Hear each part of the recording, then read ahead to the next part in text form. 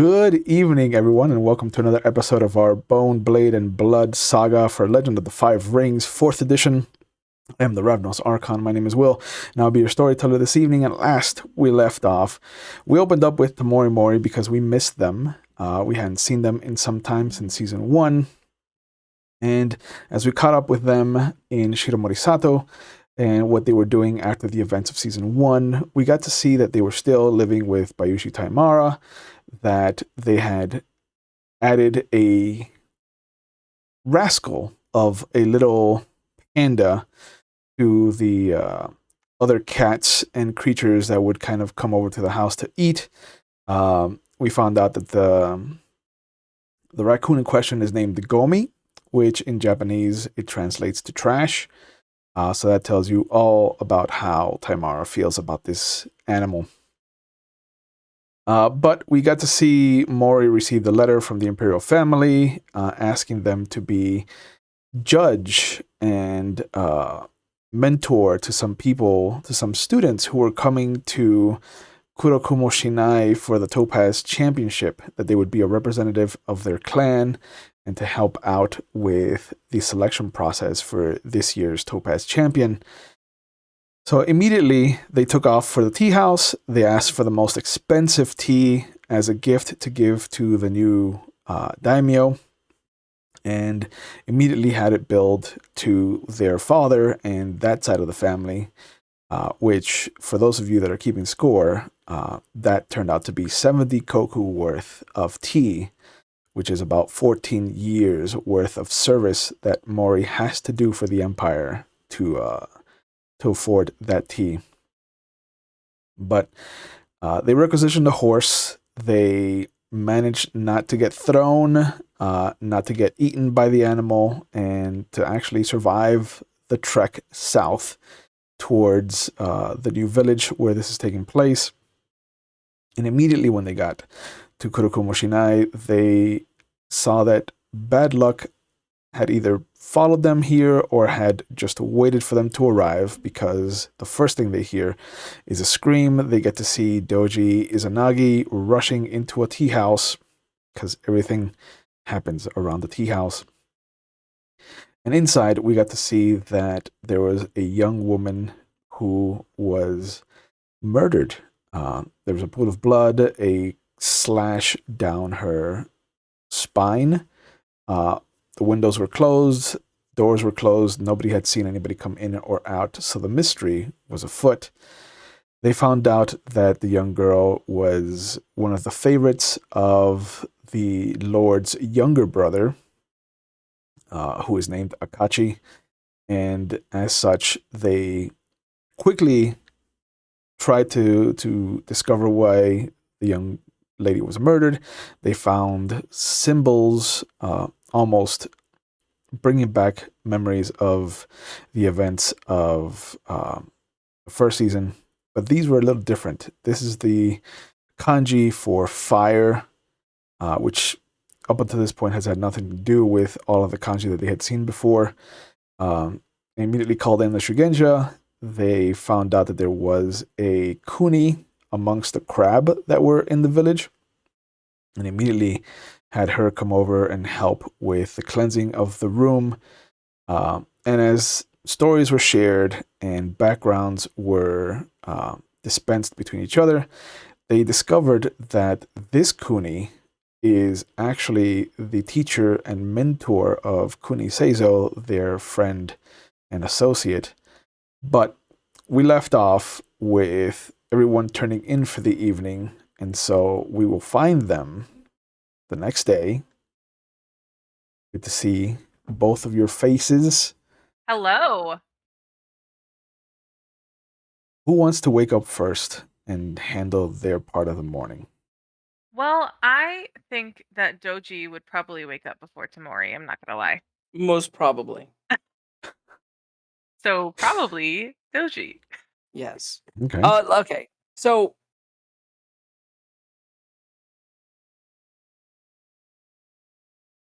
I wake up. Do not wake up my wife. I let her sleep. We probably had a bit of sake last night with all the storytelling and everything. Mm-hmm.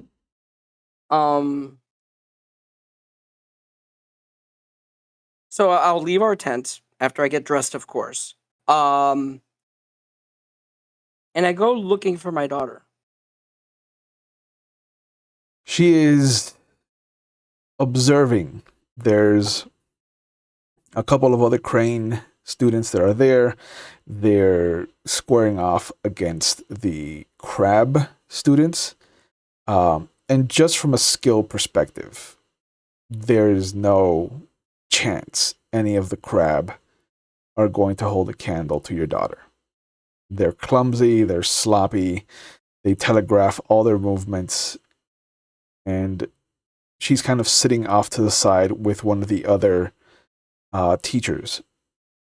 It's almost like they're commenting on every student's form, their handling of the boken, things like that.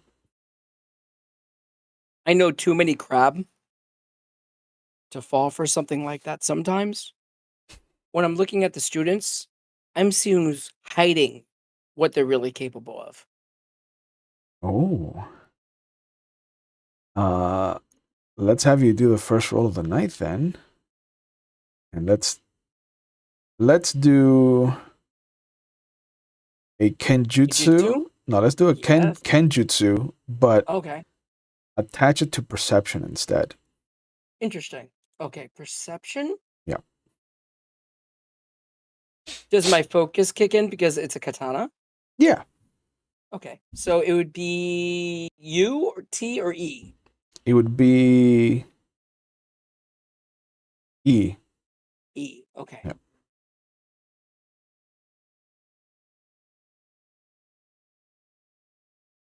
$34. Bitch.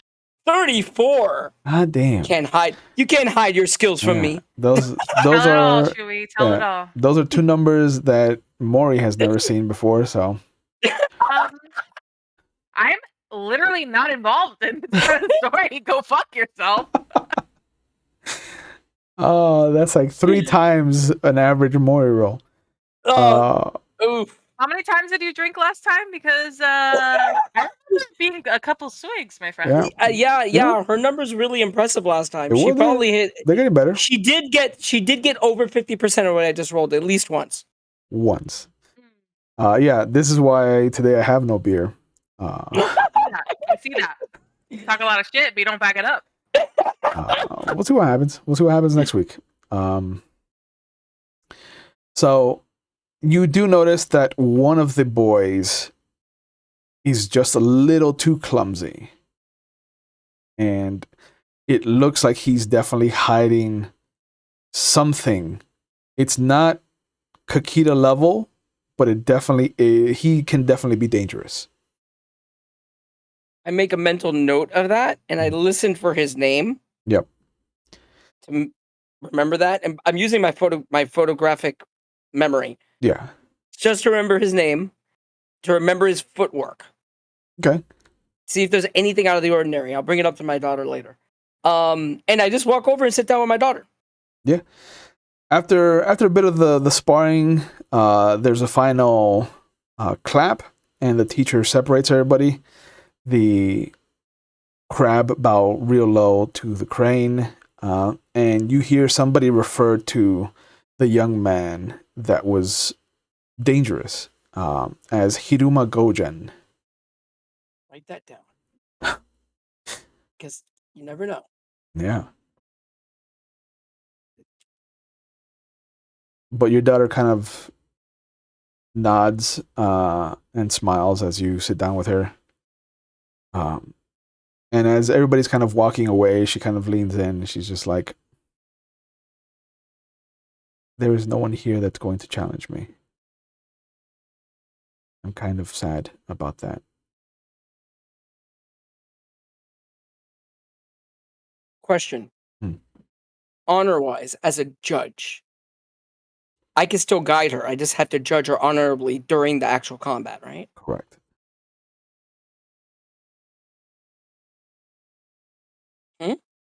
Yeah, that is correct. Okay, so I lean over to her and I say, how can I say this in a way that would not be insulting yet encouraging? Oh, fatherhood, right there.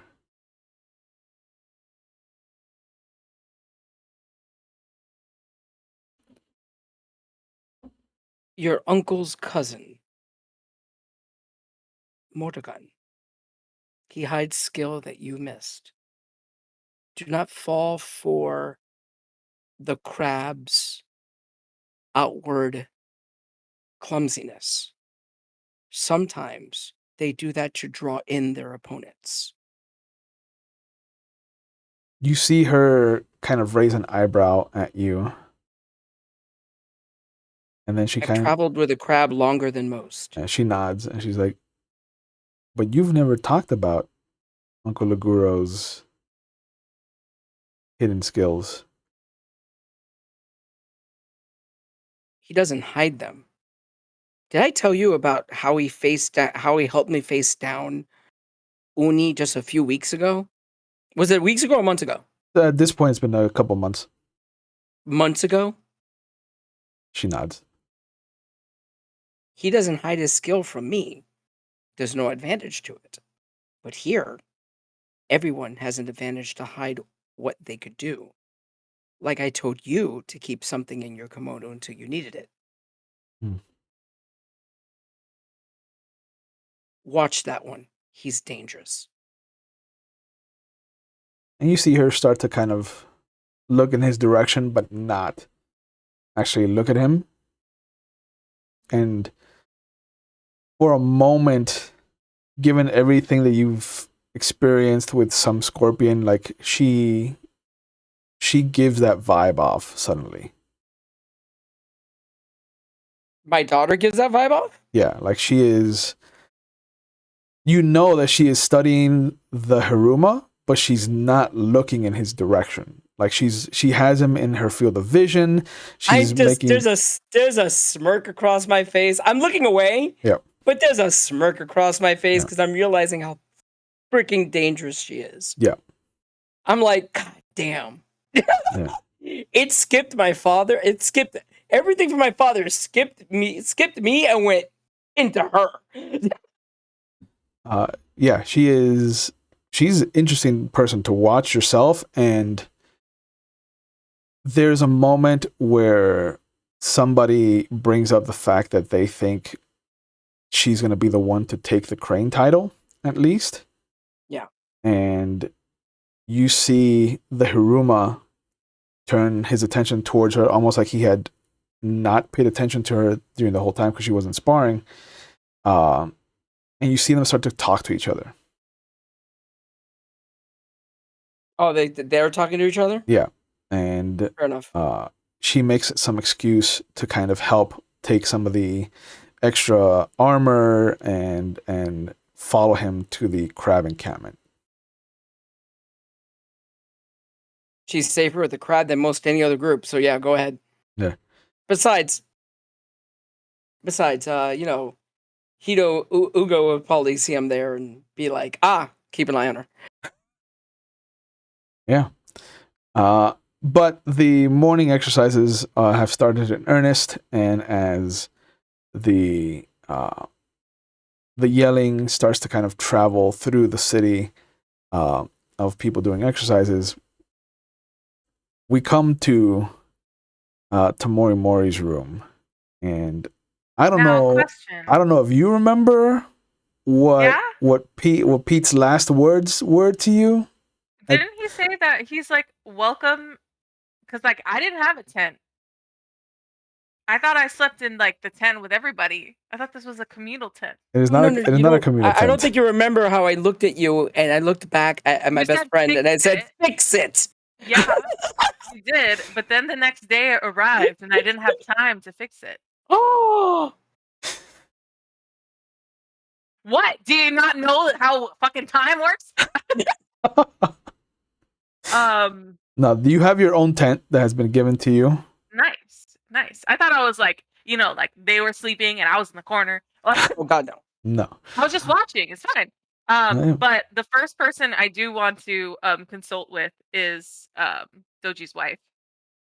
Okay. I want to just kind of not only catch up, but kind of ask for guidance. So I go to the neighboring tent or wherever the tent may be, Mhm. and look for her. Yeah, she's not difficult to find. There is a servant that is helping her to get breakfast ready. Got it. I'll Uh, help the servant help her with whatever is presented to me. okay. But yeah, she's sitting on the floor, and she just kind of holds out her hands as she sees you. I take them. Yeah. And yeah, she pats the floor next to her. She's just like, "It's good to see you, my giant friend." It's good to see you too. Tell me everything that's happened in the last couple of months. Well, my husband is still alive.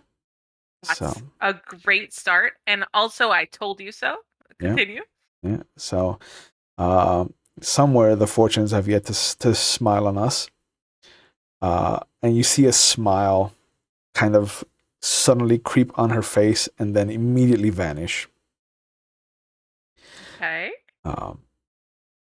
And she kind of clears her throat and she starts to kind of whisk some eggs with her chopsticks and Oh, she's cooking? yeah. Okay. Yes, a woman after my own heart. Fuck yeah. I help her as much as I can, even though I am, or Tamori, I'll speak for Tamori, not myself, or maybe both of us, Mhm. cannot cook, but Okay. will lend a hand regardless. Yeah. And, she is kind of at the same time that she's talking about the events at the house, excuse me, she is kind of at the same time teaching you how to cook. Because she's just talking about, like, this is why I'm whisking the eggs like this. Yeah. This is why I have buttered the pan. This is why you cut the green onions like this. Right. And Tamori's taking it in as much as they can. Yep. Mentally. But yeah, you just chat with her about the situation at the house, how the youngest is still getting used to the situation. The eldest is acclimated, at least, mostly because she's been able to throw herself into her studies. And as she talks about the eldest daughter, you hear a laugh and you see the top of her head over one of the tents, and she looks unbelievably tall suddenly. And then you see as the big figure comes around that she's on Aguro's shoulders. The kid. Yeah. I thought you meant the wife. No, the kid. The kid. Oh, okay. And as he rounds the corner and you see that he's enjoying whatever joke they've just shared, he looks at you two with the servant kind of cooking breakfast, and his smile vanishes, and he kind of grabs his niece, puts her down, kind of clears his throat, nods in your general direction, and then immediately, like a rigid German soldier, starts to march back towards the crab encampment. Tamori looks at the wife and is kind of like, oh shit, but without oh shit because there's a child, so oh darn. Yeah, and she looks at you and she grabs a couple other eggs, and you just see her crack them, pour them into a bowl, and start to whisk them again. And she's just like, I think someone has been hurt. Oh, and it dawns on Tamori that their joke did not like bode or go over well.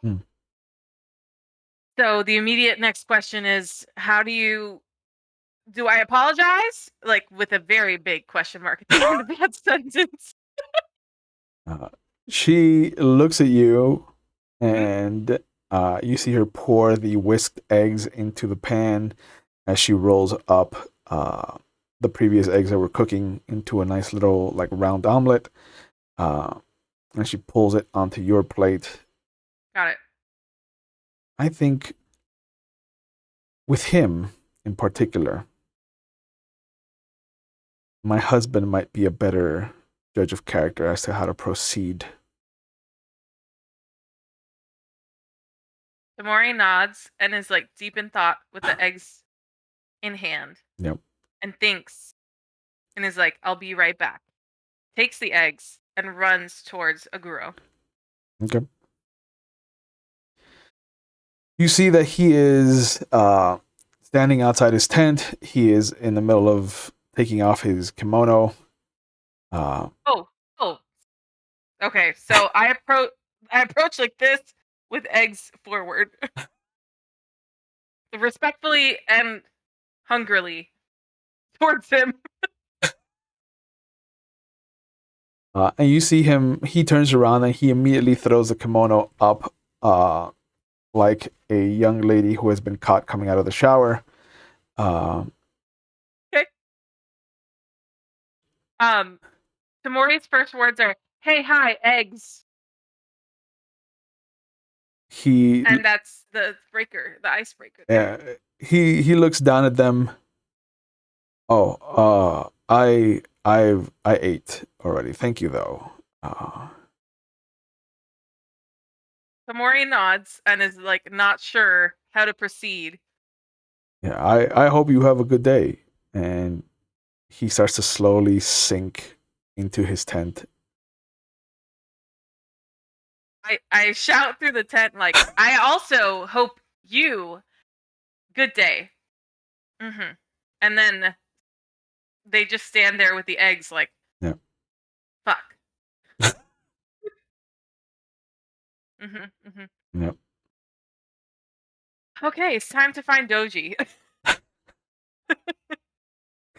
Yeah, you see as you start to walk back towards the crane encampment, the Kuni is coming out of her tent and she kind of yawns a big yawn. She sees you, she nods, and she grabs the eggs. It's like, oh, thanks. Yeah, I fed someone. Success. Perfect. Okay, yes. And then I'm like, yes, I made them. We made them I said we. Don't look at me like that, Doji. We made them for you. We. Yeah, she just kind of like takes a big mouthful and she nods. Oh, good. I know. I learned this morning how to do that. So it's pretty impressive when you think about it. She nods. Mm-hmm. I'm going to take as much credit as I can. Yeah. But you make your way back to the crane encampment, and as you arrive, you see that the Doji is being given his plate of food. I briskly, because I have long legs, walk up to Doji and slide the eggs out of his hand so that's my breakfast. I'm sure there's another serving. So when the dragon attempts to do this, Yeah. I'm gonna use my jujitsu to slip underneath, pop it out of their hands, and grab it out of the air. All right, let's do. Can we both roll jujitsu? Yeah. Let's see who gets the higher jujitsu roll. Perfect. And that'll be who ends up with the egg. Fuck you.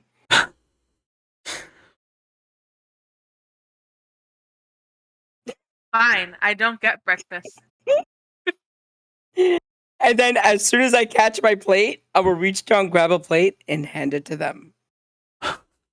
Okay. They take it grudgefully. That's the word. I need to teach you jujitsu. And I can start eating. Someone of your stature not knowing jujitsu is a crime. I look at him, glare, think of words to say, open my mouth, close it, and eat. Wise. While all of this is happening, your daughter is just sitting there, mouth agape, eyes wide. She's never seen me that playful before, probably. No, not at all. And you just see her lean into her mother. Is he all right? Should we call a medic? What's her name, by the way? Do I know their name? You don't. You Of have not course been you- introduced. All right. So then I have to. I put my eggs down, and while I'm already on the floor sitting to eat, I like bow further and I ask, "Please, can you tell me your name? I am so embarrassed that I never asked." She stands up and she formally bows to you. Where is her name? There it is. Awa? Did you forget? Yeah. No, I didn't know if because they both have a K name, so it's just like who's Got who. it. Who's Yeah, who? yeah. Yeah. Who is this? But she says she bows low to you and she says, "My name is Mirumoto Kawa." Hi, Kawa. And I just say her first given name, hoping that it doesn't come off disrespectfully. Her eyes widen, but they also kind of dart to her father. Yes, this is the one I told you about, love. I introduce myself as just This Mori. is the little dragon. I'm already on the floor, but I try to bow as much as I can. Because my daughter's already heard stories because I told her all the stories. Yep. Yeah. And she slowly sits back down. Yeah. Little. Yes. I continue to eat my eggs. You said Kawa is her name? Mhm. Kawa. I'm gonna write that down. Yeah. But you And also actually, notice that she uses her dragon family name. So that's not it's not Izanagi, it's not her last name? No, Izanagi is no, Doji's is first my name. first name. Oh. Oh. Yeah. Doji's the family name. Interesting. Got it. So what's Kawa's family name? Can you say it again? Mirumoto. Minamoto. Which is the same as his mother. Yep. Yep. It's a dragon family name. You would recognize it. Yeah, instantly. But I think Tamori would hesitate and save that conversation for like a childless audience because I do want to know why she doesn't go by Doji. But I'll eat my eggs in peace. Okay. The breakfast goes by uneventfully. And as you are cleaning up, the wife kind of looks at her daughter and pushes her very gently up onto her feet. And she nods understandingly. Father, I'm going to go practice my katas. Do you require anything of me? When you're done, come back to our tent. I have something for you. Of course. And she bows low to Tamori. And I look at my wife with a smirk because she knows what I got her. Yeah. But with a low bow, it was nice to meet you, Tamori-san. I'll back as lowly as I can, almost forehead to the floor because I think that she's so adorable. And I'm like, it was nice to meet you, Kawa. Yeah. But would you like to describe what Kawa looks like to Tamori? Oh. So even though she goes by the dragon last name,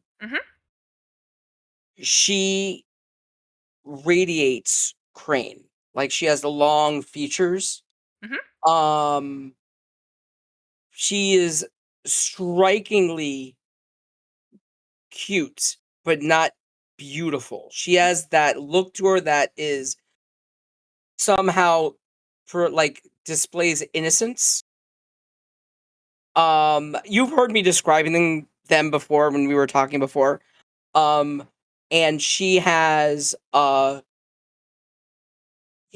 she has stunning green eyes like her mother. Cute. Yeah, so you could see the dragon in her with Yeah. those eyes. Mhm. But yeah, she does look a lot like her father, but those eyes are definitely her mother's. Cute.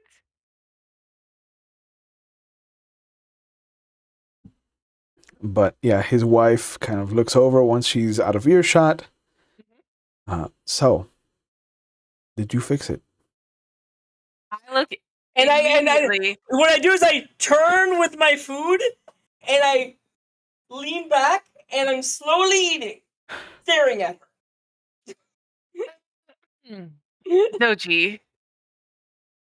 Doji, I offered eggs. Oh, let's go back. Doji, I messed up. And that was like that was already a big weight off of Tamori's chest. Like, I made an error. I tried to offer eggs as a kind of a solution, but it didn't go over. I need your help. He hates eggs. Noted. Got it. Okay. Well, thanks for that. That's a little late. I grab both of his shoulders and I look at him, at Doji, and I'm like, I have the look of terror for a second. Like, what are you doing? I'm just like, help. I don't. Hold on. Are you asking? Immediately, tomorrow let's go. And it's like, no, never mind. Fuck Are you. you? No. Hold on. You want me to help you fix things with him? Yes. Okay. First of all, he is one of the most blunt people I know. Noted. He appreciates that in others. Got it. So I should just go walk up to him and tell him that I like him? Instead of, no, let me finish. Oh. Instead of tripping over your words, Okay. apologize for the joke that fell flat. Okay. Tell him what really happened in that tent. And use the words "on my honor." Okay. Because, you were just keeping him warm because the man was dying of hypothermia. Tell him nothing happened. He was not the truth. And tell him that you apologize for hurting his feelings. Because crabs have one feeling. It's just one. And it's behind all that armor, and it's squishy. And when you get past that armor and you hurt them, it hurts them bad.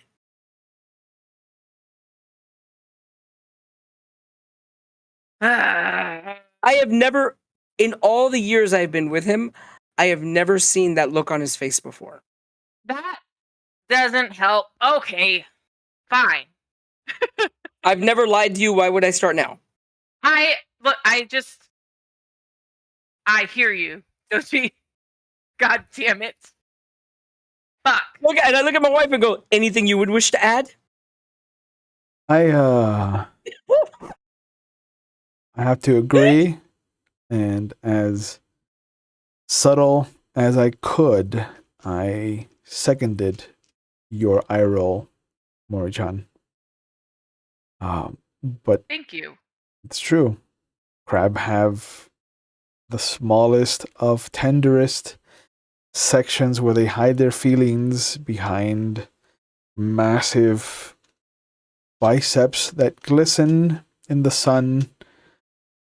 But it's there. They exist.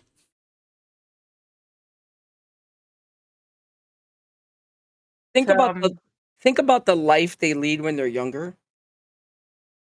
On, facing the horrors. Right. Imagine very aware. Imagine the exercises he needs to do to get those kind of pectorals. It's not staring at my wife right now, like I give it I do this for a second. I'm like, for being older, I have like a gymnast body. I'm nothing to laugh at. What the hell? Oh, yeah. I look at her and point to him and go, "Hey, he's good looking." But then I wink at her like, I know what you're saying, baby. Doji, shh, it's fine. So let me repeat what you said back, so I get it right. Okay, at this point, I sit back. I literally just do this. I put down the food. I go. She leans back too. She's just got her tea in her hand, and she's like, "This ought to be good." I roll my shoulders back and sit up straight and say, I admit that I am incorrect for jokes, even though it was funny. And I look at him, even though it was wrong, and tell him that I don't sleep with people. Is that what I do? Okay. Understand, little dragon. It's not that we expect samurai ko and samurai who are not married to not have passions. You don't walk around. I just kind of like shush him, like, not in front of your wife. I look at her. What look is she giving me? She's interested to see where you're going with this. Okay. It is impolite to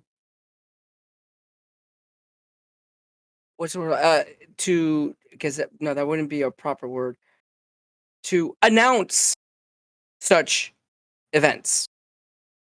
She leans many young samurai have had, if it wasn't, there's a reason why there are pillow books. Somebody have experienced all that and wrote it down. And if it happens, you keep it to yourself. She holds up a hand to hide her pointing at her husband, but then she gives you the number, like she holds up 3 fingers. They just nod as inconspicuously as possible. Because even though some might think it childish, when you announce such things, you dishonor the person you will be with in the future. Because it will always come around in conversation. Courtiers are vindictive little children sometimes. And they will rumor and they will bicker. Tamori butts in and says, I didn't say to run a courtier. No. Understand that whatever happens here will be said in court somewhere. And court, even though you hate it and you despise court, is another battlefield just like this one sometimes. Honor has to be protected on both fields of battle.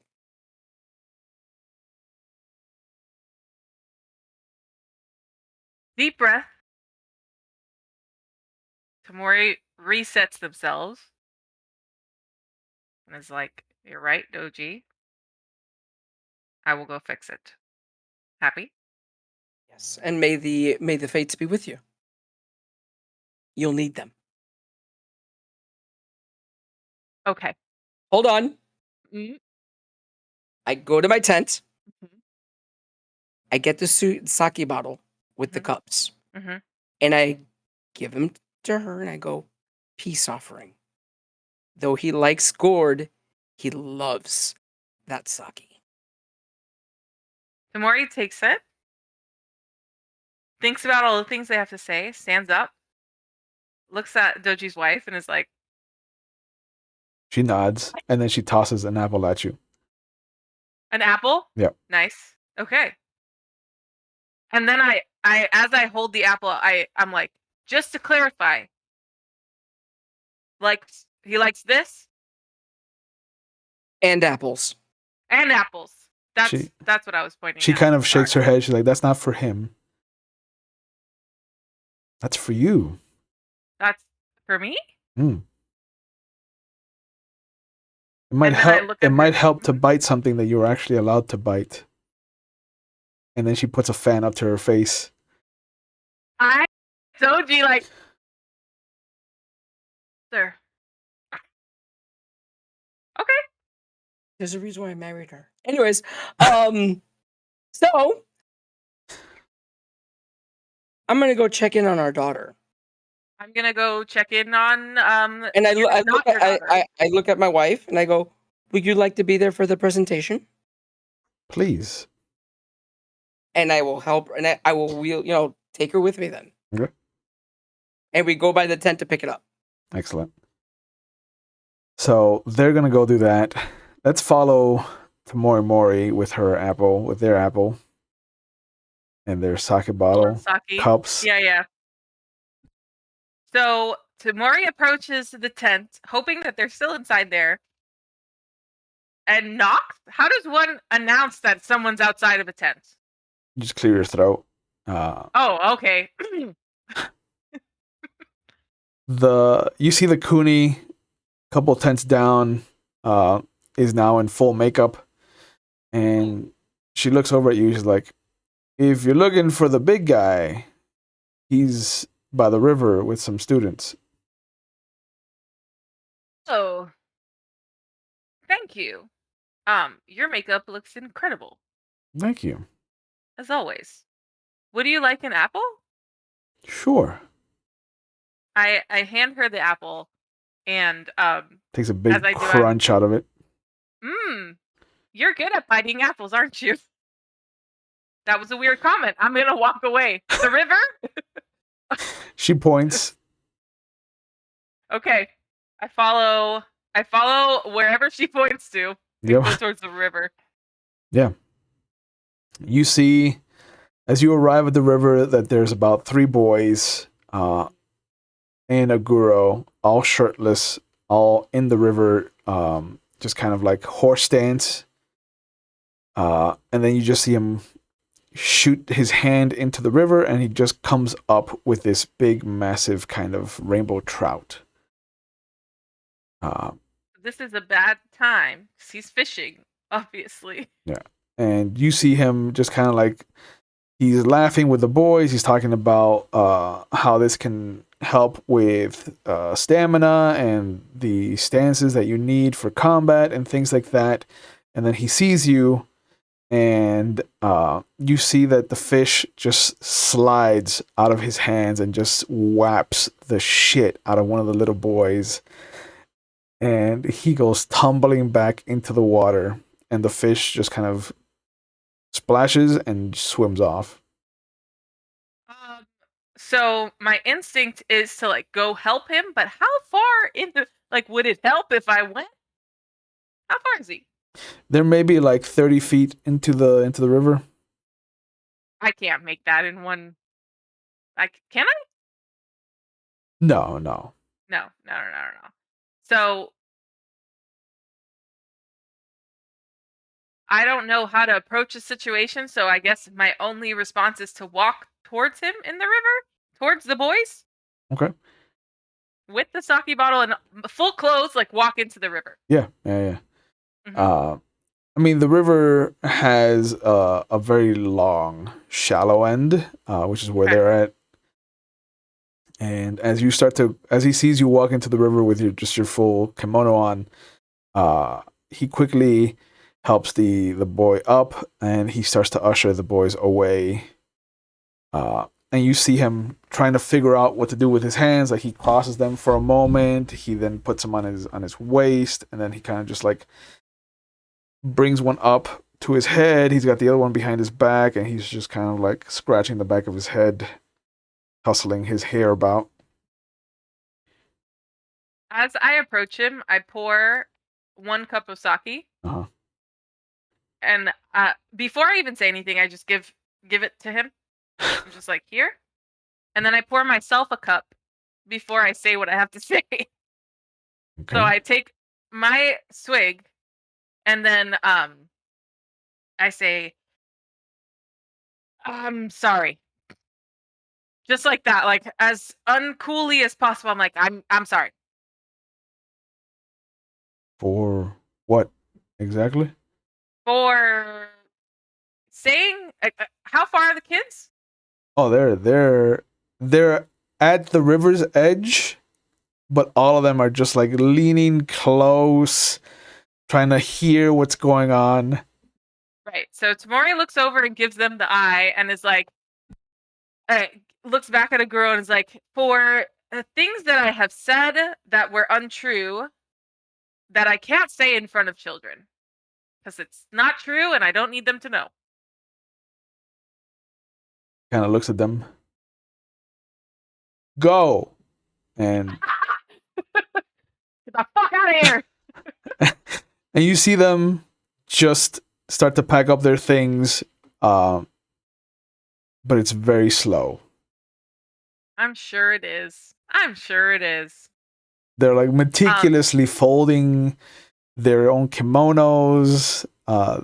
This is not the attention to detail that crab usually have. Like, right. And I grab the bottom of his hand and lift it up with the cup so to signify you can start as well. We're just gonna start together.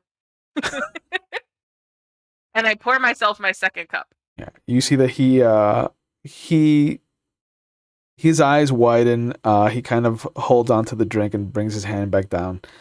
And he looks at you. You don't have to apologize for anything. What Contrary. you do On the contrary. is your business, Tamori-san. Guru, I didn't do any business. I just joked about business, and it made me look like an idiot, and I feel like an idiot. That's why I'd like you to take a drink so I wouldn't look so much like an idiot at this moment.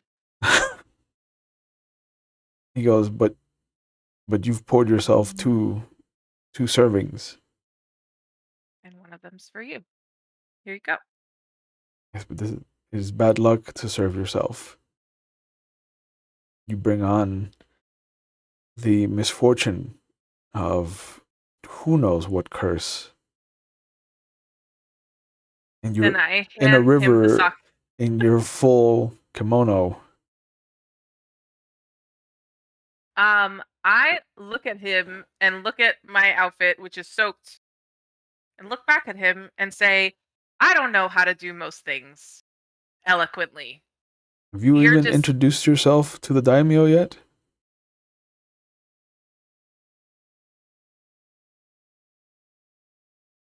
I just take a swig out of the bottle. That's my answer.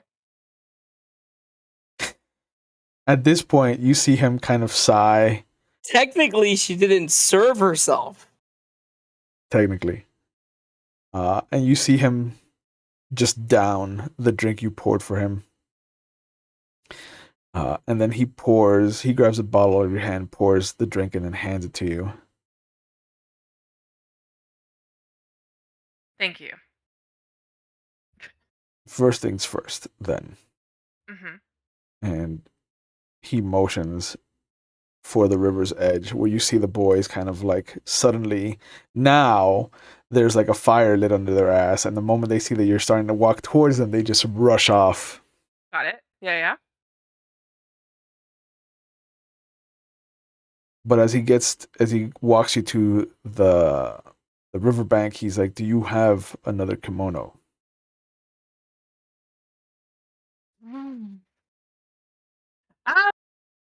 I can just dry this one out, or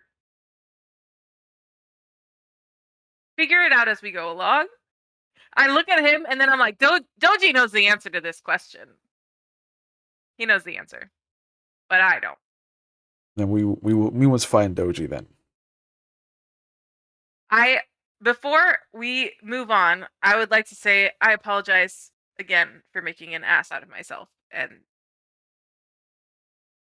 then like the pride stopped Tamori like right in the throat, and it's like, I was wrong for saying those things that were incorrect. I just wanted you to know. What was incorrect? As quietly as possible, because I don't trust those children, I look at him dead in the face and I say, I didn't sleep with anybody. It was a joke. I only kept him warm while he was dying. I would like to sleep with you in a not dying way. And then I take another swig and I go, shall we find Doji? You rush off with the bottle and you leave him just kind of standing there, mouth agape. Yep. but it takes him a while to start to move again. Like, and even when he does, his legs are jelly. Like he wobbles for a bit. He thought crabs were forward and just bluntly honest. I guess he never. I mean, Yeah. Safe word is coconut. I But thought it was apple. no, that's the Coonies. But yeah, you rush back over to the crane encampment, and you see that the doji has a couple of students, including his daughter, that are just kind of being walked through a kata.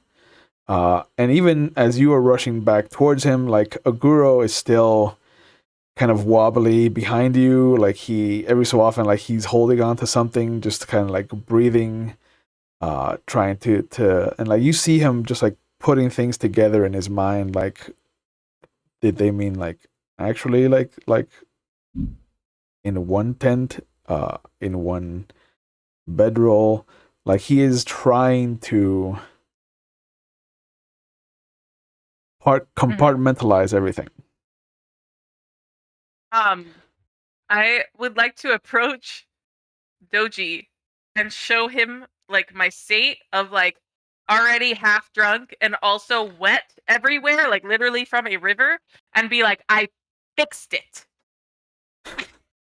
You see me. I'm holding a package in my hands that's wrapped in green and blue silks in the color of dragon and crane. And I'm looking at you with a face, and I look down, look up, then I look at my best friend showing up. He's also he has not put on a shirt. He is still shirtless. His pants are completely wet. Oh no! Take that off. The glistening biceps. No, I don't say that. Yeah. I look back and I go, give us a moment. And I wait for my daughter to finish. Yeah. And once she finishes the kata, you see her bow to the other students. They bow to each other. I look at the students. I go, students, come here. They all kind of gather around. Spread out around. Make sure there are no other eyes except for these two. They're fine. And you see a guru kind of sit down, and you just see him, like he looks flabbergasted. This is also another side of him that you have not seen. But he's got this dumb smile on his face. I look down at my wife. What is her reaction to this? She has her fan up to her face. Because she's about to break out laughing and she doesn't want everybody to see it. I kind of start wishing I had a fan. And I nod, barely keeping the smile off my face. And I wait for all the kids to finish spreading out. Yep, they do. And then I look and I go, Kiwa-san. She bows. Father. By the way, this is the first time I haven't called her Kiwa-ko. Yeah. Your mother and I cannot be prouder of the woman you have become. The samurai you have become. Please take this gift from us to you with all the love and honor we could give you. And I bow low to her for the first time, holding the package out. Tamori trying not to die in the corner of like pure delight. And they're like holding it together, but they're like, yes! She refuses the gift the first time. No. Your mother and I would really like you to have this. She refuses it again. I whisper, yell, take it! No. And I look over you with a face No, like, and then what are you I doing? turn around and I'm like, a girl, wow, I didn't notice you were here. And then kind of just like I must pretend that I'm insist talking. one more time. This is the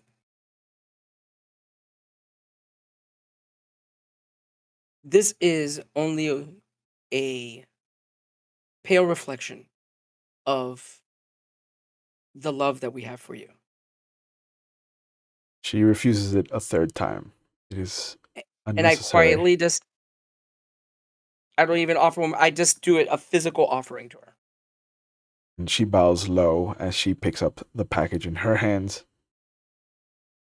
And you see her very carefully pull the ribbons aside, and the second she pulls the top off of the box, you see her start to cry. I just quietly sit back and I'm waiting. And very carefully, she pulls the box apart in such a way that she can lay out the armor so that it will look as it will look on her. Excuse me. And she kind of looks up at the two of you. I don't know what to say. I don't deserve this. Yes, you do. And I kneel down and I give her a kiss on the forehead. And I go, regardless what happens in the competition, we are both incredibly proud to have you as a daughter. And for the first time in a long time, you see her give in to the baser instincts, and she kind of rushes over, hugs her mother, and then kind of steps over to you and very respectfully just kind of steps in and wraps her arms around you tightly for a moment. I hug her back. And I actually start crying. Yeah. And But it's that man tear, the yeah. It's not the ugly it's the Yeah. And I look at her and go, you might want to do your katas in it. I had the slits done in a way to allow your footwork. She calls over one of the other students that's like a year or two younger than her. And with her help, she puts on the armor over her kimono. And At this point, I sit down, like, next to my wife's wheelchair. Yeah. I just sit down, like, leaning against her a little bit, like I'm leaning on her leg. yeah, and her hand has found its way to the opposite shoulder of where you're leaning in. And there's a light squeeze, as if this is a congratulatory sensation. I just like that to her hand. Yeah. A girl's full on crying. Cute. Girl, I love my boy. I offer a girl like a piece of, as much as I don't have a handkerchief because I'm not cool, but I offer him a piece of cloth and I'm like, Yeah, he takes it. You take the bottom of the wet kimono. Yeah. Just kind of squeeze out the water. This is what I have for you. it is what it is. But yeah, he just kind of is trying not to blubber, but the second that he sees her in her full armor, like he's just kind of like full on crying. And How does it feel? he looks at you, he's like, it's such a proud moment as an uncle. And I cap his knee, That's how it feels. I'm glad you're here. And he just grabs you by the neck and pulls you in for a hug.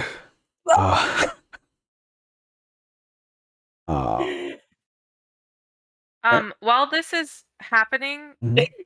Tamori kind of like takes a breath, feels a bit grounded, and as inconspicuously so that they can have their moment as possible, like sees themselves out. Just removes himself from the situation. Okay. And tries to go figure out how to dry their own clothes. Okay. Do I notice this? I try not. Can I like roll to make sure he doesn't notice it? Sure. Let's do an opposed roll. So it's gonna be Tamori's stealth versus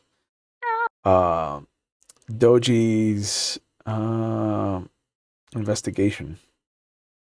I got a 29. Whoa. Wow. What are you doing with really those don't- numbers? I really don't want to be noticed, but Wow. I feel that Tamori would be wanting to make sure that this moment is as precious as possible to Doji, but also they're a little bit hurt because this is not a moment that they've ever experienced, nor will they. Yeah. This is- So, yeah, that is a number that's unbecoming of you. hey, be nice. No, I rolled a 17. That's like, No, but I'm what the hell? Chewy specifically Yeah. with my roll. You don't know who I was talking to. You don't know who I was talking to. No, You're just who assuming. talking But- to? You're just assuming. Wow. That's really, honestly, that's really deep for her. Like, wow. Yeah. It's true. It's a No, moment that- I'm thinking about it and I'm like, wow. Yeah. Damn. Yeah. Yeah, for sure. and it's not something that they would want to be known. Like they wouldn't want to be like, oh my god, and like Yeah, for walk sure. away. Yeah, Yeah. Yeah, yeah. It would be one of Yeah. those things that would, yeah, for sure. yeah. You So they you very keep it easily, up. yeah, given the situation, given all the kids that are now turning their attention to the armored samurai in training in front of them. Excuse me. It's very easy for Tamori to just kind of back away, Irish goodbye. And as you are walking back to your tent, you can see that there's a couple of people that are scattered around, and it's mid-afternoon at this point, and you can see just this massive orange and gold and silver banner coming into town. And you see the third delegation that has arrived. And it's the Lion Clan. Ooh. And as they're parading through the main street, you see that all of the kids that they've brought all look to be a little bit older than the crab and crane students you've seen. Like they're like 16, 17, pushing 18. Like some of them have facial hair. Okay. But you see that they're all very kind of standing up straight, very, very Composed. not composed, but like very like look at this, like very hot shit. You mean like prideful, like a lion? Oh yeah. Like even though they're I on think they're Peter on wanted to say horseback, something. even though they're on horseback, it does look like just this majestic pride of lions. Yeah, Pete, did you want to say something? Okay. I was going to try to remind Mori, the player, that they have a set of court clothes that they had to acquire the last time in the last storyline. Right, but Doji, you're anticipating that. You actually thought Mori about would things in remove- advance and fact? Never mind. What am I thinking about? Chewy, is there like a chance roll that I like by accident packed it? Like Let's throw it in. You know, what would be the roll? I'm always up for letting chance happen. Choose an even or odd. Even. Oh, what fresh bullshit. I rolled a 2. Yeah. So- Beautiful day. So- They Chewy. remembered. So I threw an extra pair of super fancy clothes. there must have been the second that you were just a whirlwind in your room, putting things into your sacky, your little Right. sack. There Right. must have been some voice in the back of your head. It was Doji's. Yeah, that was just like, you're gonna need this. You know you're gonna need this. Always pack a quart. And that is the one that I'm wearing now. Okay. So you come back out of your tent, very proud of yourself for having remembered to pack Those court probably clothes. wrinkled to all hell because Yeah. they didn't fold it. Yeah. There's not a single clean line. It's all abstract lines, just like Gaultier's, someone that I used to know, like just random angles here and there. You really called that one out, didn't you? Damn.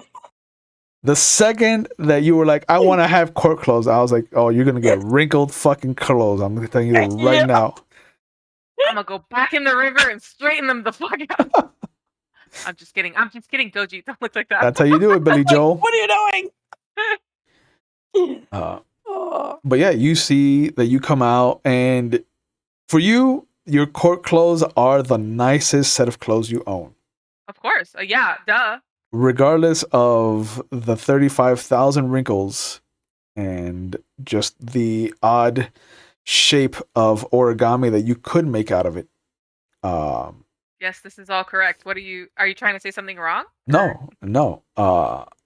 You come out, and everybody there, because you're in a crane encampment, is they look at you and then they immediately look away.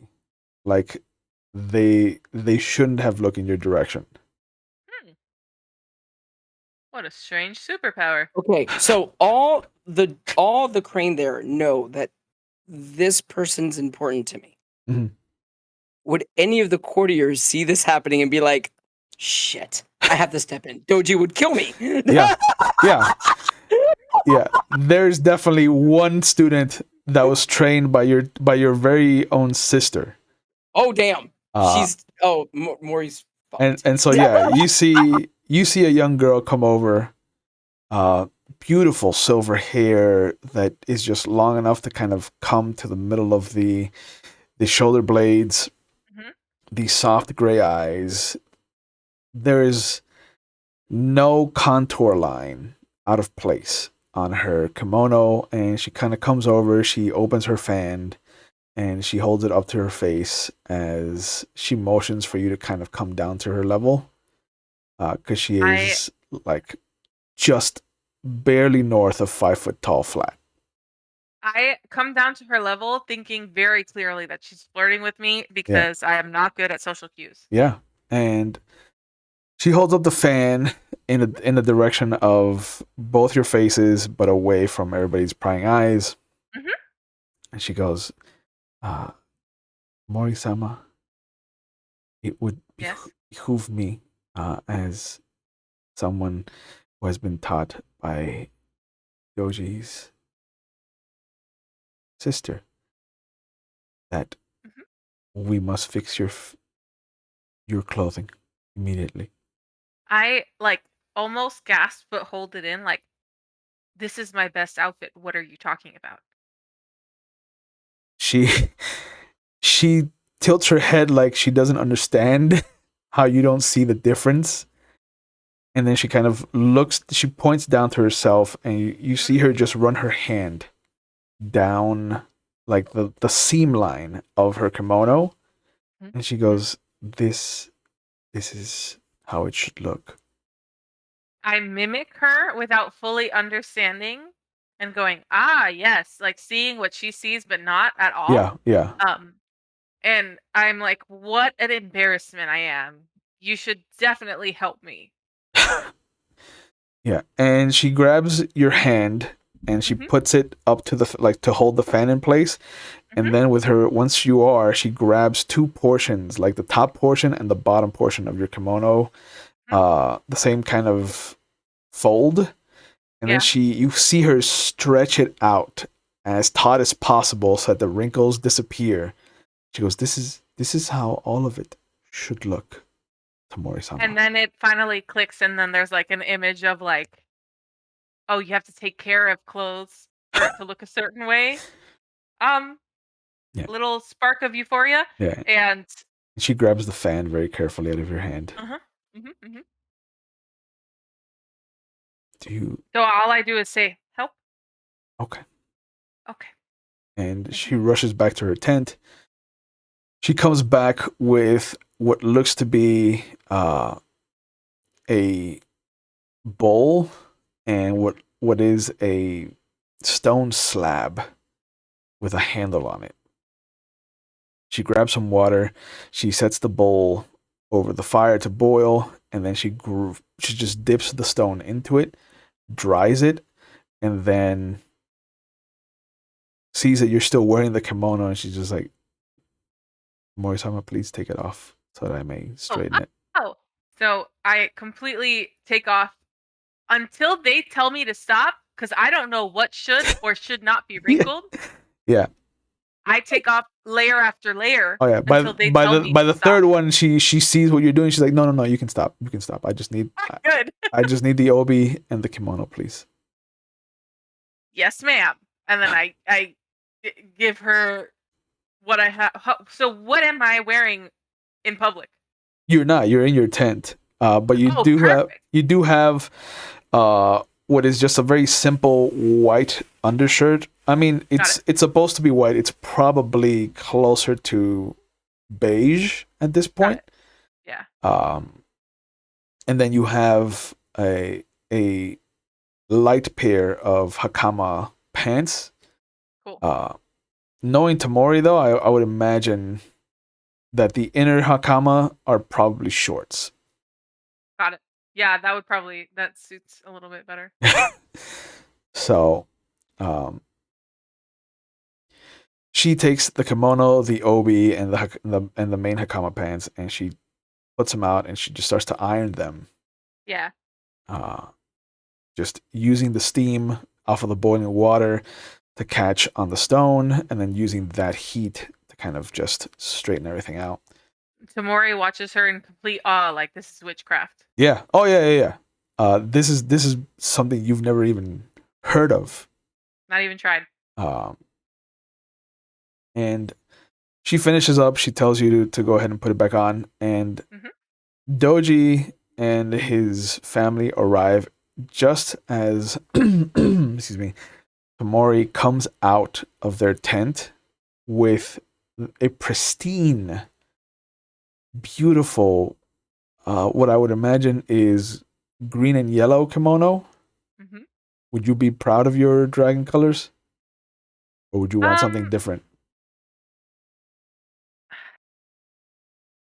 I think for this occasion, they would wear their dragon colors. Okay, so your court clothes have dragon colors. Yes. And is there like a single wrinkle on Doji? Like, I just want to fucking, I want to know. There is not. Damn! Fuck. So I just kind of like show off, I don't know, I like model. Yeah. Also, I don't want to wrinkle it. So like, I'm as stiff as possible. T-posing? Right, like I'm just like, yeah, look it. And then I'm like, do you like my ensemble, Doji? And then the realization that she has not presented herself hits me. Mm-hmm. And I'm like, and the first thing I think is I failed my friend. Don't. Yeah, because I should have been the one going, oh my god, go. And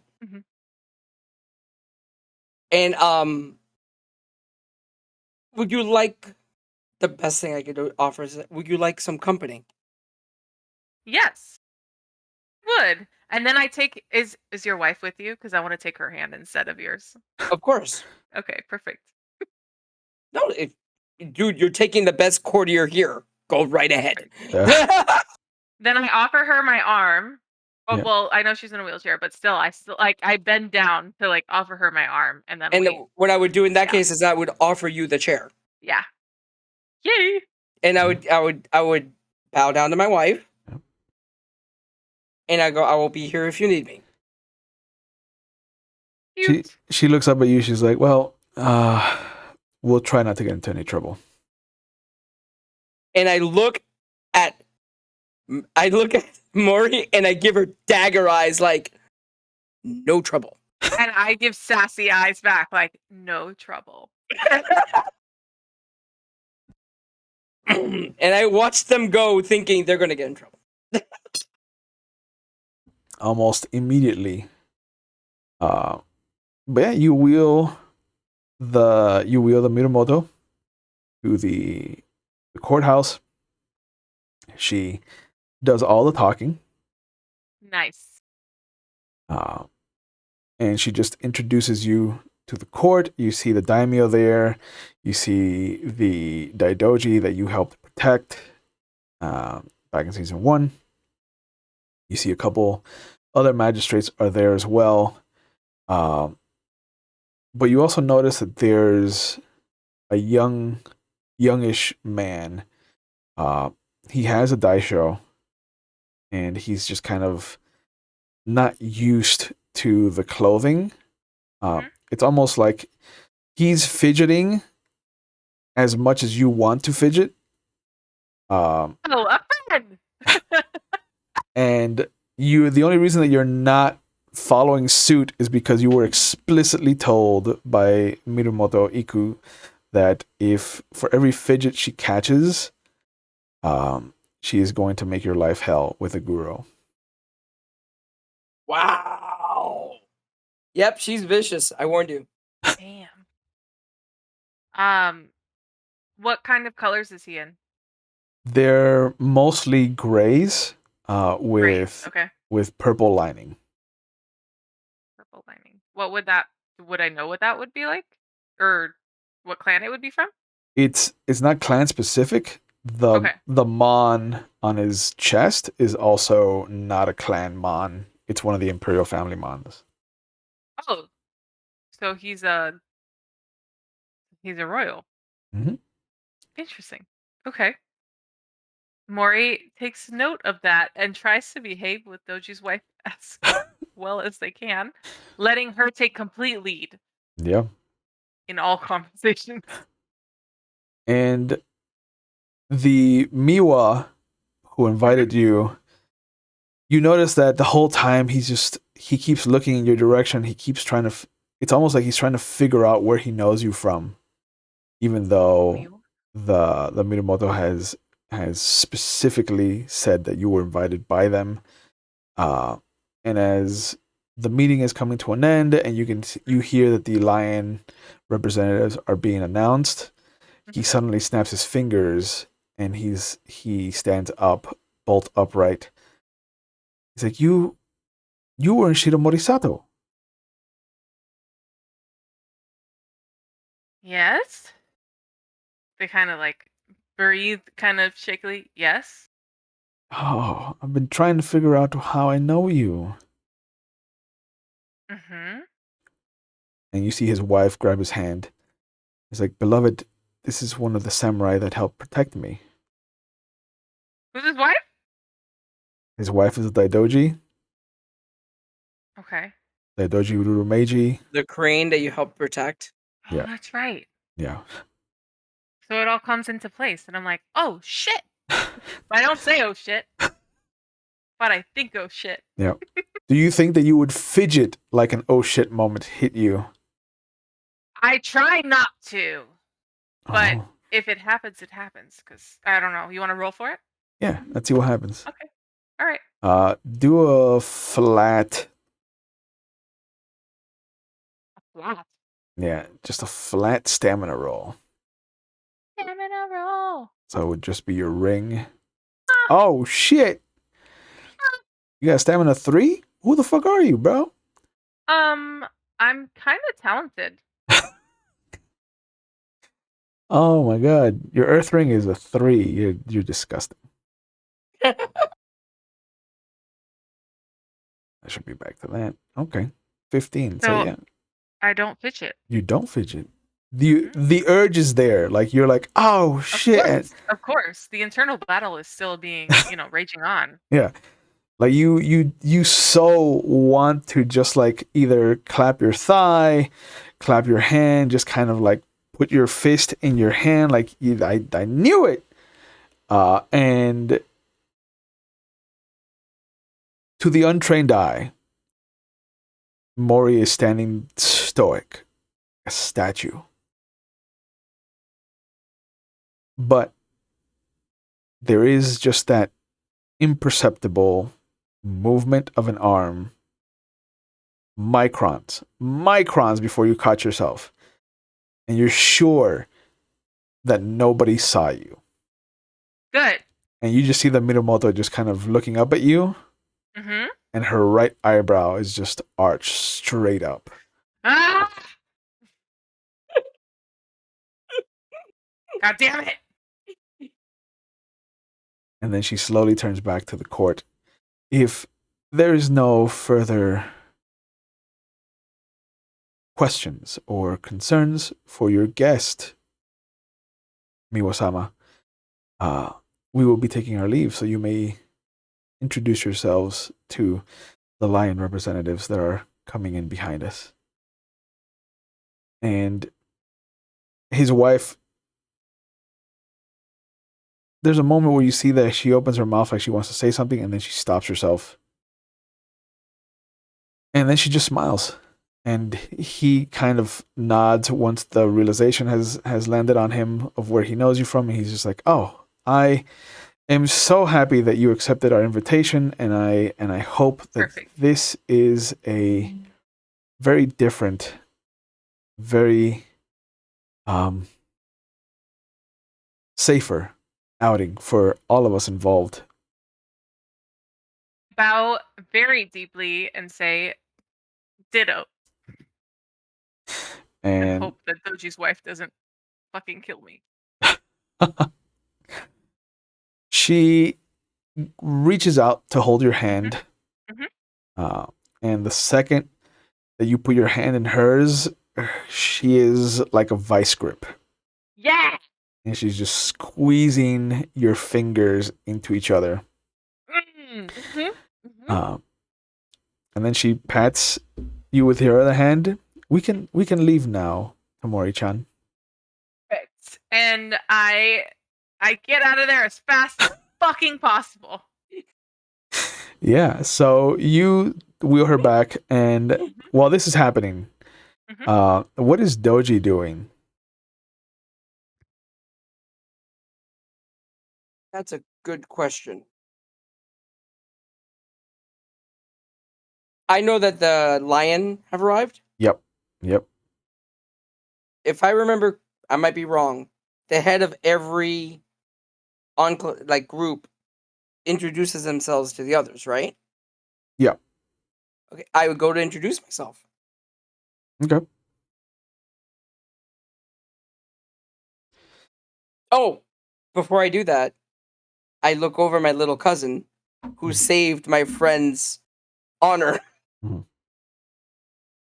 And I bow to her and I go, my sister would be proud. Thank you. She bows low, and she very meekly brings up the fan to her mouth, and she's just like, I couldn't let them. And you see that she does struggle. She's like, let them Them, but I understand. go Again, in their state. thank you. And I will take that as a personal favor. Thank you. She bows low to you. One day I will repay it. I am honored, sir. As am I. And I look at my friend and I go, would you like to poke a pompous lion? Oh, always. Let's go get your nice kimono. This is my nice kimono. I blink like 4 or 5 times. I go, that's not your nice kimono. I've seen your nice kimono. Please tell me you packed your nice kimono. I packed 3 kimonos. All of them are nice. Okay, which is the nicest one, the cleanest one, the one that's not wrinkled? How wrinkled is wrinkled? You practice once That's a in it. good question, Doji. That's You may have practiced. You may have practiced once in it. Oof. He leads you to his tent, and I look at all 3 and I pick the best looking one. Yeah. All And I'm 3 like, they were not folded. Like when he pulls them out of his sack, like they were all crumpled up like basketballs. Well, he's a crab. It's kind of expected. Yeah. So I just picked the nicest looking one. I'm like, that one. He goes, okay. I don't see the difference, but okay. And there's a huge difference. It is like night and day. Mental note to get him a birthday gift of a badass kimono. Okay. I'm like, I need to remember that. But he puts it on. He takes off the other one, and you see him. He's about to grab his Tetsubo, and then I go, why? he thinks, yeah, he thinks better of it. He's like, I should, but I also don't want to scare them. And he puts They're easily the daisho. Cats are easily startled. Yes, especially if I you say throw that with a water on smirk. them. Okay, so I fix him up a little bit. Yep. And I'm like, okay, let's go. Okay. And you go and you see that right as you arrive, you can see that there are 3 lion that all look like they're about to go towards the magistrate building to introduce themselves. And they see you come over and they all bow low to you. I bow back, same height. Okay. And one of them, the older of the 3, kind of steps forward. You are Doji Izanagi, yes? I bow. In acceptance, like, yes. I've heard much about you. This is I'm looking at him. fortuitous. Do I know him or have I seen him anywhere before? The infamous glory roll. I believe that is a heraldry test. Yes, and I actually have heraldry now. Ooh, look at you. 25. 25. God damn. That's a good roll.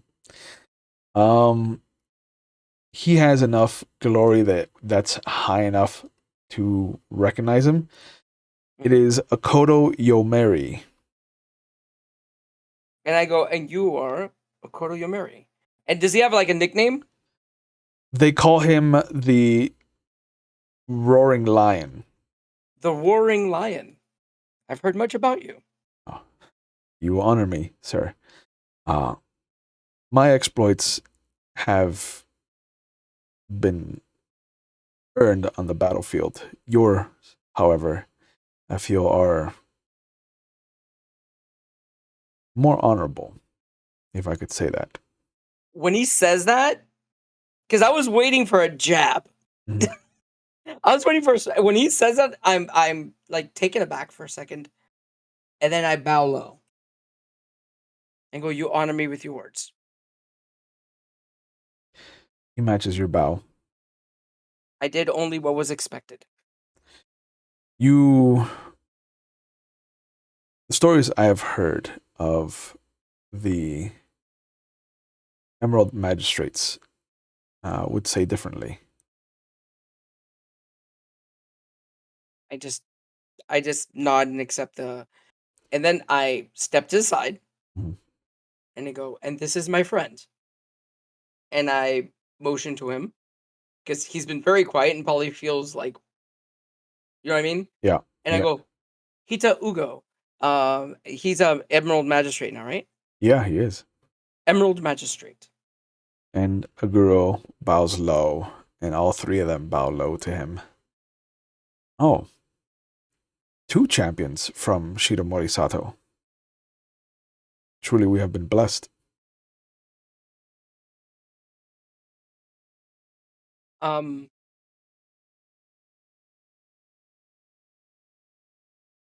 know what? I should warn them. I look around.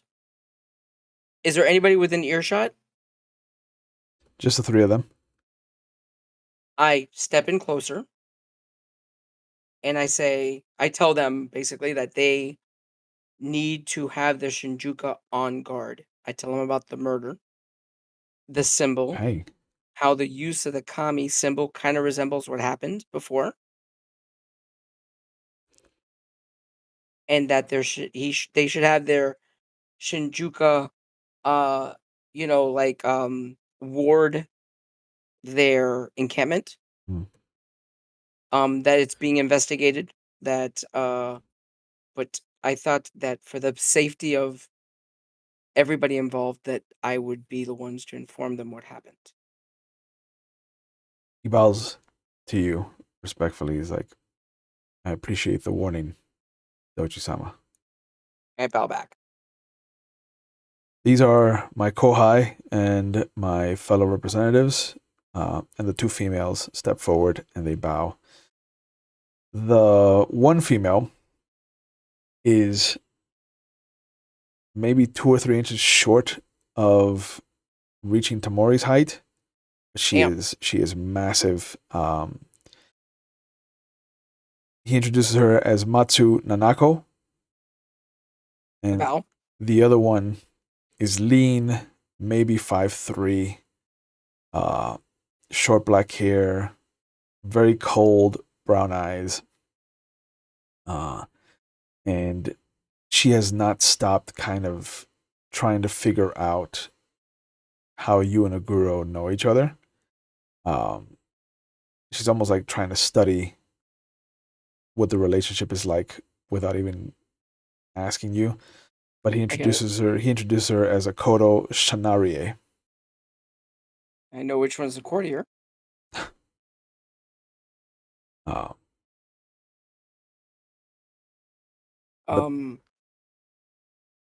bow to her as well. She bows to both of you. And he looks past you. We Oh, no. Go. Because I understand what they were going to do. I'm like, no, of course. I don't mean to cut this short, Doji-sama. We could always talk later. I look forward to that. Maybe we should share a cup of sake. Of course. We would be happy to share ours. We hear that this was not a good year for some of the Crane distilleries. Okay. Knowledge-wise, is that true? How? I'm a sake fan, so Yeah. Okay. It hasn't been the best year for Crane sake. But it's not terrible. Well, I'm truthful. I'm like, it's true. It didn't rain enough. And I go through, reasons why it didn't happen. Yeah. Which is currently the best sake sought after right now? Right now, this year it has become Scorpion. Bayushi Distillery. I will pat the lion a little bit. And even though I mention the Scorpion one, I still mention like the best one of the lion, and I go, but that aftertaste, it's artistic. He nods, and he motions, and the Matsu rushes over to one of their tents as it's being erected, and she comes back with a very small, maybe like 6-inch tall, 2.5-inch wide little sake wine. And I look at him, I go, no. And he presents it to you. He's like, a gift from one fan to another. I cannot accept such a fine vintage. This is for you. Again, he offers it. Please, you have had a rough year. It would be my honor. But Peter is not good at this part right now, so I Right. come up with some eloquent way to Yeah. say that, really, you have so little, and it would be a shame for me to take it. And for the third time, he says, "Please, you have warned us of the dangers that might pose a threat to our students and to ourselves. This is the least we can do in exchange." And I thank him, and I say, me and my wife and my friend will cherish this. Thank you. And he bows as he offers it to you. And I bow low. Okay. And you move past them. They start to make their way back to the magistrate building. And I look at my friend and I went, that went better than expected. Yeah, he looks at you like, yeah, I was expecting them to be assholes. Yeah, I know. What the hell? Actually, the Roaring Lion, does he have a reputation of being an asshole? Not at all. Like, I look at him and go, actually, he's an exception. And actually, I go through like some of the stuff he's done and how he's carried himself. Mhm. Yeah, no. As we're walking the back, other Akodo is definitely not to be offensive in any way, shape, or form, but the easiest way to refer to her is just straight up cunt. They call her the Iron Jaw. Jesus Christ. Oh, okay. Damn. Okay. All right. I'm like, wow, okay. Well then, yeah. And I'm walking back with him. Mhm. And as I'm walking back, remember the boy from the tea house that I decided to keep with me as a messenger? Yeah. I motioned to him. Yeah. He comes over. He's been waiting to be useful, and he's felt out of place in the crane encampment.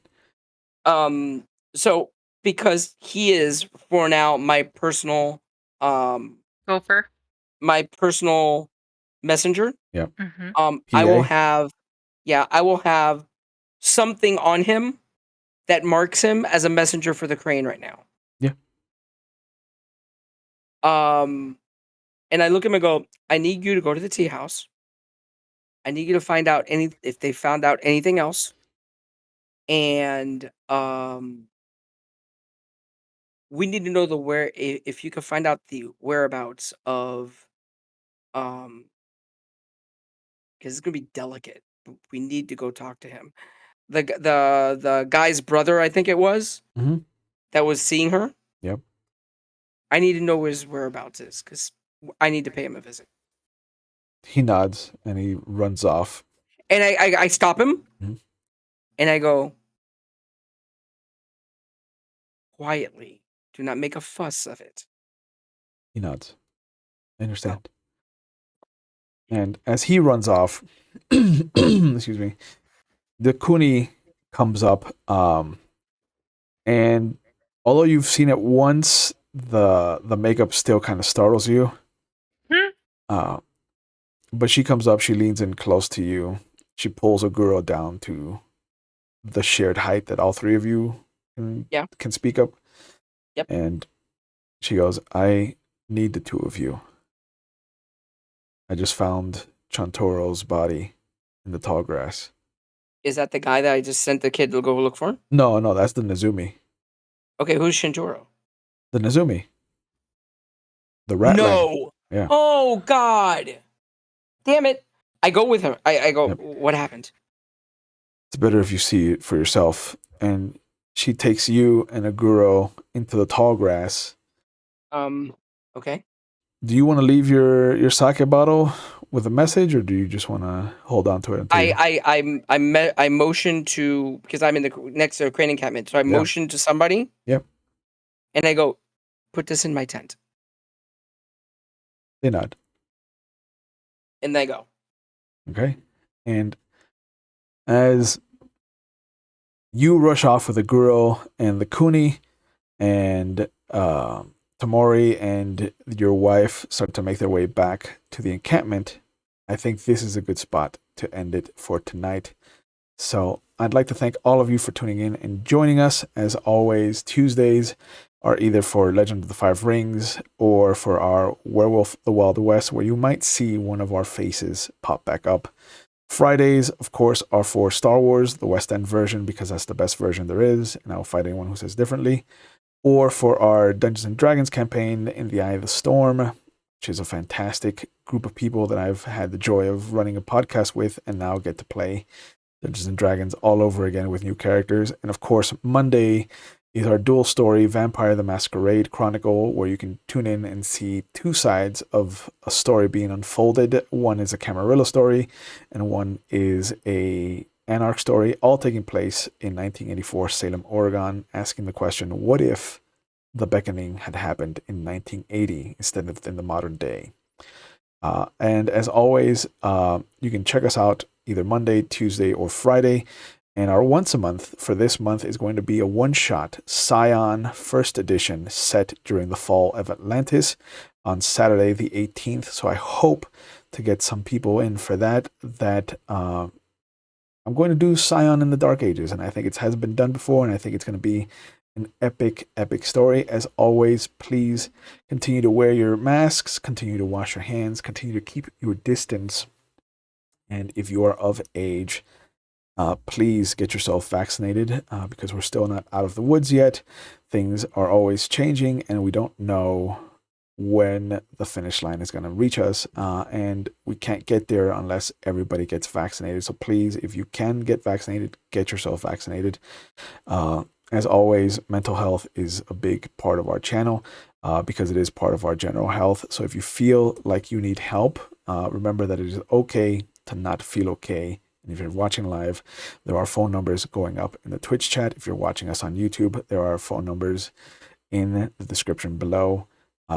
If you are outside the United States, there's a link going up so you can find the resources that you need in the area that you live in.